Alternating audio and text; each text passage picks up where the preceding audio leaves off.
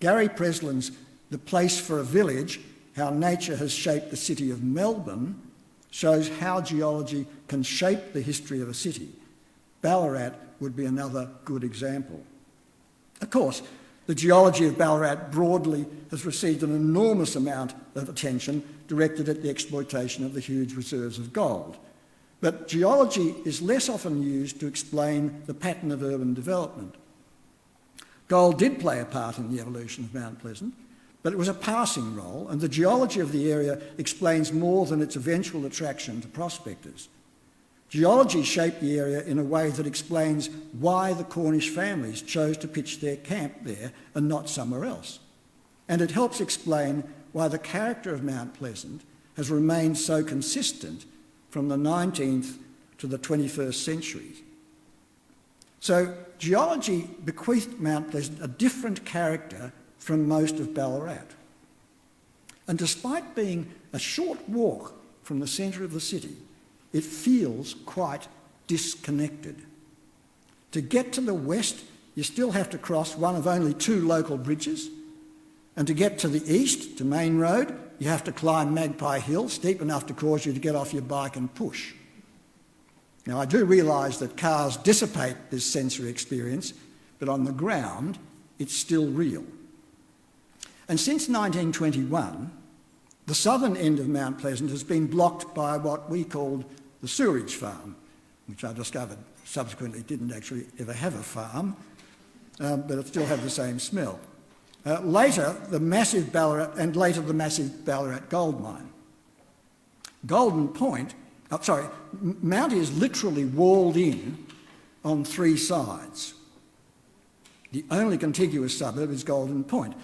And historically, that was a strained relationship. Even today, the border remains contested. And the recent attempt by community development organiser Kate Owen to bring Golden Point and Mount Pleasant together in an exploration of their combined history failed at the first jump. Mountie wanted to go alone. But we make a mistake historically if we view Mount Pleasant primarily in its relation to Ballarat and other suburbs. As a named place, it is older than Ballarat. The first mention of Mount Pleasant is in the Geelong Advertiser in October 1851. A report mentions Mount Pleasant as potentially a rich goldfield near Buninyong. Now, we don't know when Mount Pleasant got its name, but McCallum is wrong when he suggests that it was the Cornish miners who named it. What we do know is that Mount Pleasant was initially located in the ambient space of Mount Buninyong. And that reflects the understanding of the local clans, who also orientated themselves to Buninyong, a connection which continued after white invasion. Aboriginal people frequenting Mount Pleasant during the 1850s are referred to as the Buninyong tribe. When the municipality of Ballarat East was established, the southern end of Mount Pleasant marked the border with Buninyong, and the Buninyong Roads Board was responsible for forming early streets in the area. It was only in the 1960s, I think, that Boundary Road was renamed Ellsworth Street, thereby burying a significant bit of history. When in 1837 the squatters Anderson, Learmonth and the Yules drove their sheep into the area, they approached from the Buninyong side. Anderson set up camp on the Yarrawee and established a run called Potilla on both sides of the Yarrawee, of the creek. The station was soon transferred to the Yule cousins, and a woolshed was constructed on the eastern or Mount Pleasant side of the creek. Now, the existence of the woolshed is well known, but it is not, it seems to me, taken very seriously in the larger Ballarat story, where the emphasis has been on commemorating William Cross Yule's camp at the swamp, thereby neatly shifting the beginnings of settlement in the district from the east to the west. Squatters camped for years, especially as they had no legal title to anything they built. For obvious reasons, working structures such as pens and woolsheds preceded the building of houses. This practice suggests that the site of that woolshed, still located on vacant land off Humphrey Street South, may well be the site of the earliest European structure in the Ballarat area. While this might initially have been a rough structure of boughs, that does not make it historically unimportant. Historian Grace Karskens has written pointedly about the way privileging heavy buildings over lighter structures distorts a heritage narrative fixated on the first solid house. This elision of a long moment of early settlement is confirmed by my own research into the historical role of camping. But while the Yules did camp, by 1847, Arthur Yule had a well-established wooden house and several other buildings opposite the woolshed on the Sebastopol side of the creek. There were shepherds and woodcutters living along the range, and the shortcut to Buninyong from the western section of the run was also across the creek and through what we would call Mount Pleasant.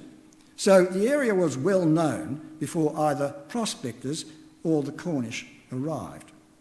And the woolshed was still there when diggers rushed the adjacent Miners' Right area in 1856, and the shed in some form may have been there as late as the 1870s. While there's been no archaeological survey and the area may have been dredged in the 1890s, still, the woolshed site on the floodplain opposite the end of Barla Street, Sebastopol, is worth a visit before it gets built over, which appears to be the present plan. The adjacent site of the Miners' Rush of 1856 is also largely vacant. If geology created a physical space for a tucked-away community, the Cornish filled that space with intense Methodism. This is key to Mount Pleasant's social character. From early 1855, Wesleyans effectively monopolised Mount Pleasant for more than a century. They did this by staying put. Other tented mining settlements, such as that at Cambrian Hill, where many of them had previously been camped, disappeared when people upped stakes to move on to another rush. Over generations, many Mount Pleasant residents have exhibited a disposition of to what Withers calls inhabitiveness.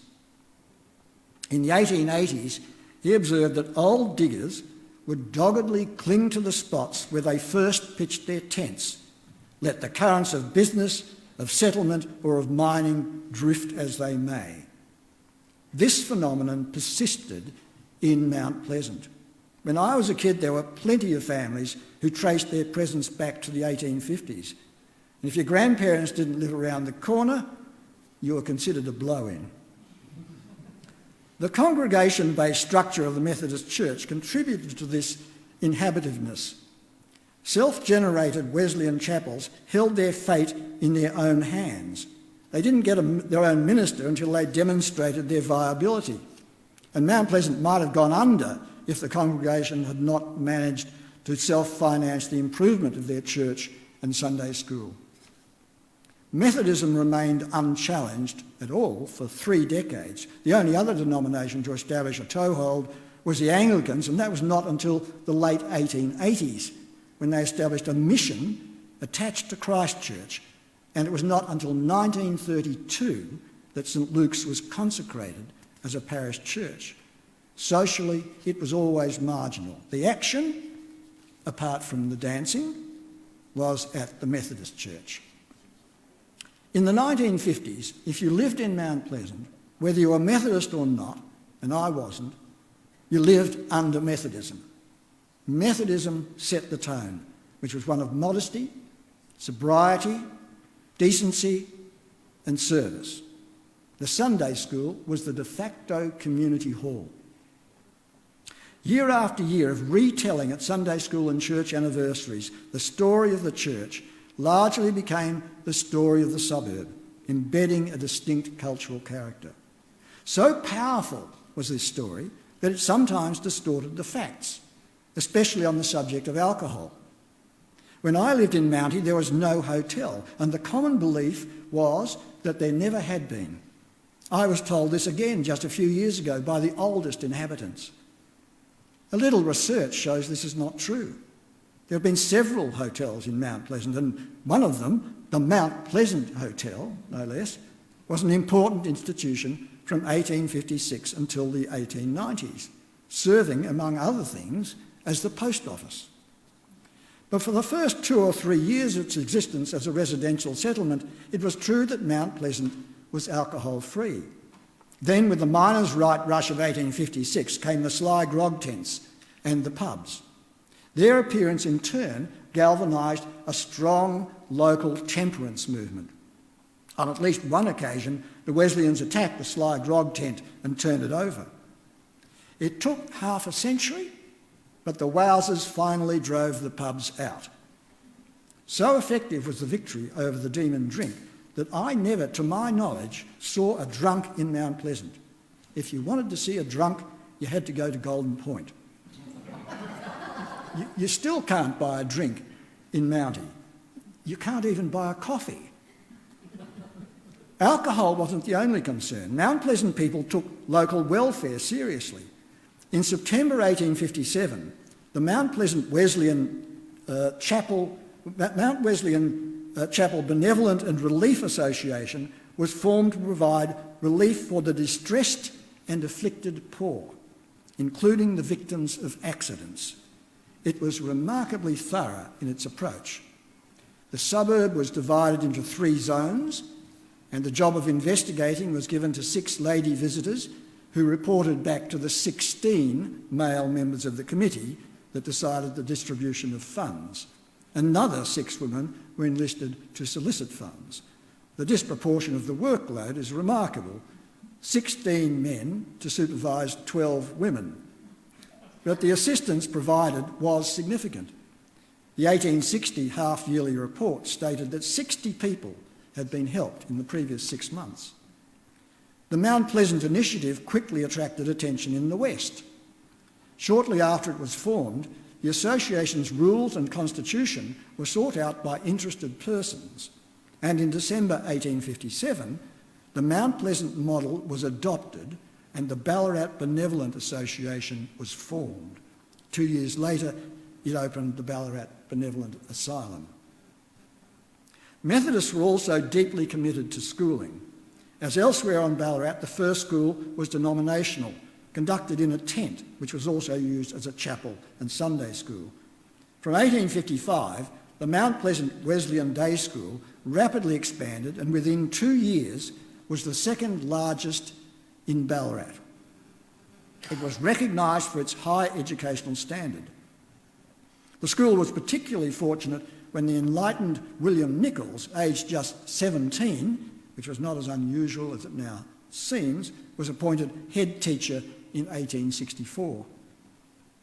In January 1874, the now common school, conducted in the Sunday school at the church, still the largest school in Ballarat, still the 3rd largest school in Ballarat, was declared a state school, while a new school was being built. In August that year, Nichols led the 500 pupils and teachers from their old school at the Methodist Church to the new building perched on the side of Magpie Hill. Mount Pleasant was the first state school to be built in Ballarat. It was a singular honour, and the choice was no accident but had been lobbied for. The school on the bare hill, visible even from the city centre, was to be a showcase for free, secular and compulsory education. Under Nichols' headmastership, which continued until 1887, it became famous throughout the colony for its night school. At a time when private schools monopolised university entry, the scores of mature-age students were able to matriculate directly from this state primary school. That was a source of great local pride, and on the back of the renewed interest in the history of the suburb, a marble plaque celebrating Nichols, his staff and pupils was recently restored to a place of honour. With its origins in the 10th school, the primary school is the one institution to run through the entire life of the suburb. For more than a century, it was a clear marker of Mount Pleasant identity, certainly so in my case. If you went to the school, you were a Mountie. That function is weaker today as half the pupils come from outside the suburb, and even those that live in the suburb are nearly all driven to school, meaning the sort of knowledge of the streets that earlier generations absorbed through their legs and their eyes has probably been weakened. Through a determined local effort, Mount Pleasant survived the Kennett government rationalisations in the 1990s, but the Golden Point community has never recovered from the loss of its school. Between them, the two institutions of the state school and the Methodist Church complemented one another and cemented the identity of the suburb. But geology, or rather topology, still had another role to play. Water, as we all know, flows downhill. In early Ballarat, that meant everything flowed down to Mount Pleasant. For decades, the Yarrawee received the discharge of all the gutters, residences, hospitals, factories and public urinals of Ballarat. In 1887, the health officer declared, "I would prefer to be without milk than have it from cows drinking such a liquid." Nothing lived in it.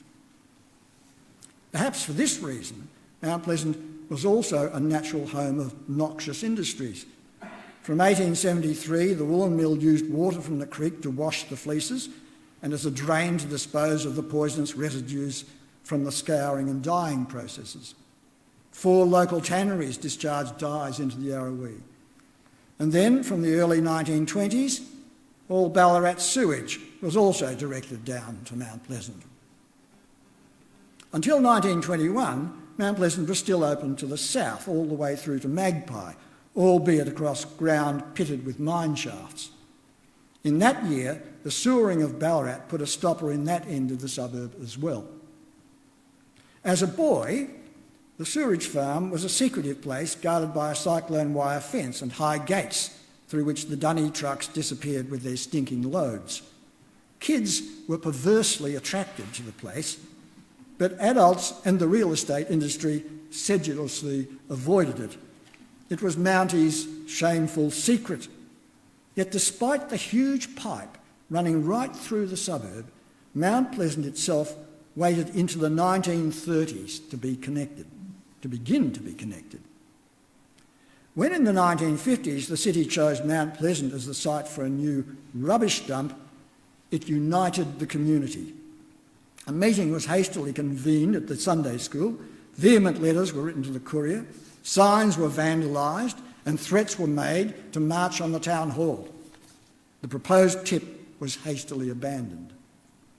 The anger was, I think, not just provoked by the tip itself, but by a century of being treated by the authorities as the obvious location to deposit Ballarat's waste.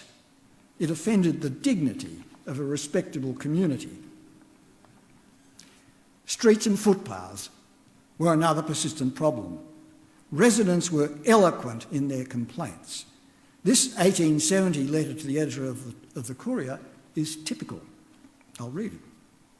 "Sir, will you oblige me with a small space in your valuable paper to ask the Ballarat East Council if they can assist the 200 inhabitants living on the south side of Barclay Street, Mount Pleasant, in the dilemma they are in, that is, how they are to get out and in their homes after dark in this region of mud and holes.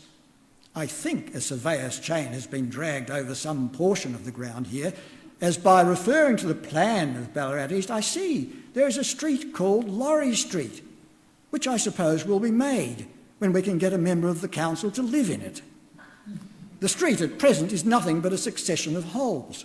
There is another street called Durham Street in which I have filled up a dam to be able to get in and out of my dwelling. Now, sir, I think the council are doing with us pretty much like an old aunt used to do with me. She would promise to give me plenty of sweetmeats tomorrow if I left off crying. I was one of the deputation in January last, and they promised a great deal and have done nothing. Why, sir, with us it is a serious case, as in the case of sudden illness during the night, we cannot get medical attendance, as the doctors have refused to come to such a place after dark. I defy any of the councillors to walk after dark 3 chains down the said streets without getting over the tops of their boots in mud, besides running the risk of dropping into a hole up to their necks. By inserting the above, you'll oblige the above-named inhabitants. Yours respectfully, a ratepayer. It wasn't just streets, nor was it just an east-west issue. Mount Pleasant felt neglected by its own council, the town council, Ballarat East. The suburb's location at the most southerly point of the town meant that it was often the last to receive attention, as they watched the rest of the town get connected to water, gas and electricity. You can understand how this might have reinforced a distinct sense of place in the suburban hierarchy. The seclusion that had been so attractive to the Cornish Wesleyans proved problematic as the suburb developed.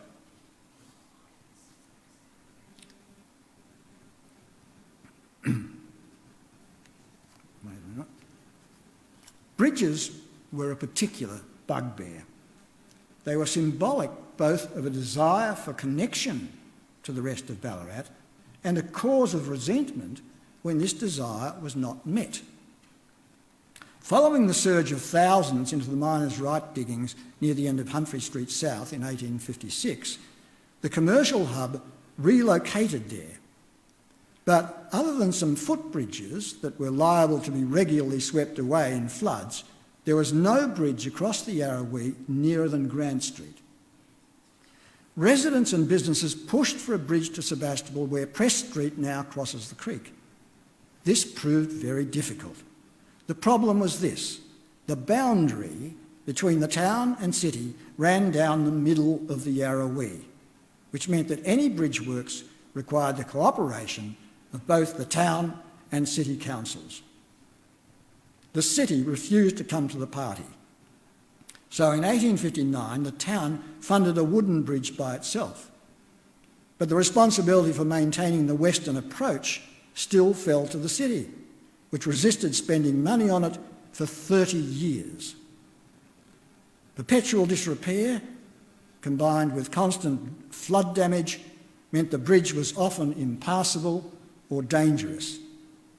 An increasingly cash-strapped Ballarat East Council struggled to maintain even the eastern approach. It was not until 1890 that the city finally contributed its share to the building of the present Bluestone Bridge. The Hill Street Bridge, next to the woolen mill, is a similar story. Despite constant pleading by residents and later from the secretary of the woolen mill, there was no vehicular bridge built until 1886, which was 14 years, I think, 13 or 14 years after the mill started production. This lack of safe bridges kept Mount Pleasant in an insecure relationship with the city and condemned wheeled traffic to travel via the much longer route along to Main Road and Bridge Street. When the tram arrived in 1906, you would think that public transport would go a long way to ending the isolation of the suburb. The electric tram did connect Mount Pleasant to the city, but only by that old roundabout route down Barclay Street. The journey created a sense of distance from the city. By cutting across the creek, you could walk to the town hall in about the same time the tram took to get there. And paradoxically, the tram both joined Mountie to the rest of Ballarat and reinforced a sense of separation. A much shorter tram route was originally mooted down Barclay Street to Humphrey Street and then over the Press Street Bridge and up to Skipton Street, where it would join a circle line to the city. The connection would have made Mount Pleasant just another stop on the route. For reasons that remain somewhat obscure, that didn't happen, and instead Mount Pleasant became a terminus. Now, its name adorned trams passing from the gardens all the way down Sturt Street, through Bridge Street and so on. People at least knew that Mount Pleasant existed somewhere. It was a destination. It was my profound belief that although these trams passed my school in Sturt Street every day, my schoolmates from Ballarat West had no idea where Mount Pleasant actually was. But being a terminus did consolidate Mount Pleasant's sense of place. When you arrived at the terminus, you were home. And the shops that now clustered around the terminus enabled the suburb to remain largely self-sufficient until the 1970s. The local grocers' shops, butcher, and the home deliveries of bread and milk meant that it was unnecessary to leave the suburb for daily needs. This reinforced a sense of community as people, especially women, met at the shops every day and exchanged news. So location, physical location, and municipal tardiness combined to keep Mount Pleasant relatively isolated until the 20th century. And by then, its character had largely been formed. With open country in the direction of Buninyong, dairy farms and extensive commercial market gardens, Mount Pleasant had always been less urbanised than most other suburbs, and it still is. It's a short walk from just about anywhere before you reach open land or the dense fringe of pine plantations. As kids, we looked towards the fringes more than towards the city. While in the 1950s there was probably not a skerrick of pre-settlement bush in the whole area, with its paddocks, large residential blocks with fruit trees and vegetables and poultry, it still felt distinctly countrified. Indeed, even today you can still find horses grazing. Now you see the narrative I'm building. A suburb that started in self-managed seclusion finds itself isolated by municipal intransigence and responds by consolidating, not just as a suburb, but as a distinct community with a distinct history. So, does the evidence support my feeling about Mount Pleasant as a place apart from Ballarat, rather than part of Ballarat? Now, clearly, I've been selective in adducing evidence to support the story I want to tell. Others may feel quite differently, and probably do. But my quest was never disinterested. I wanted to get a better understanding of why I felt about Mount Pleasant in the way I did growing up. In doing so, I've, to some degree, manufactured a new story, and yet one that sits quite well, I think, with the established foundation story. I think there is ample evidence that my sense as a schoolboy freewheeling down the Mill Hill, that I was leaving one place and entering a very different one. It was not an illusion.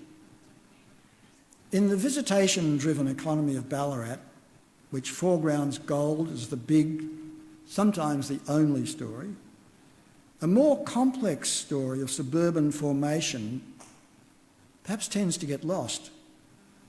But the times are changing. Localism in general is a strongly emerging movement, and it has implications for the status of neighbourhood histories. Now, I'm glad the historical park is in Golden Point and not in Mountie. In the 1950s, Golden Point was a more assertive suburb than Mount Pleasant, and it had a much bigger place in Ballarat history. And maybe this is schadenfreude, but now it seems only like the place where Sovereign Hill is located. I can't help feeling that the suburb's own history has been sacrificed to a greater economic purpose. Mount Pleasant's story is its own and cannot be subsumed into the larger Ballarat narrative without losing its meaning. And fortunately, the city has had the wisdom and generosity to support this process of community recovery. With guidance of the Neighbourhood Centre and the legwork of the Mount Pleasant History Group, the streets of Mount Pleasant have become its own museum. You can sense the local pride that comes with this knowledge. When people know the history of their streets, of the streets they walk, that landscape